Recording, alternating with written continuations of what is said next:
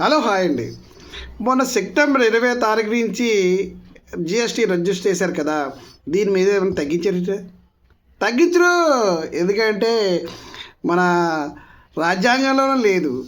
అంటే ఎవరి రాష్ట్రాలు వాళ్ళు అమ్ముకోండి, వాళ్ళు అభివృద్ధి చెందండి అని మనం రాసుకున్న వేరే రాజ్యాంగం అనమాట.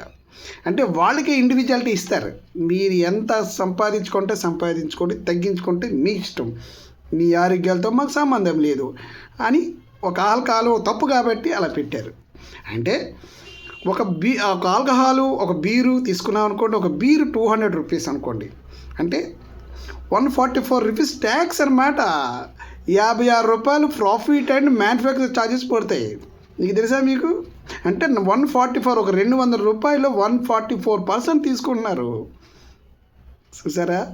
అయితే ఈయన మందు ట్యాక్స్ వద్దు అనుకున్న మహానుభావుడు అంతా ఎవరో తెలుసా మీకు?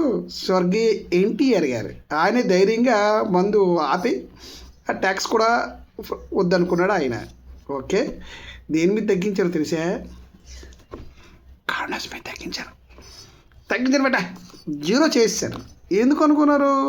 Health and family planning. మన ఇండియా అసలు 100 కోట్లు 200 కోట్లు వెళ్ళిపోతుంది కదా, అందువల్ల అలా పెట్టారు. Got the point. Bye.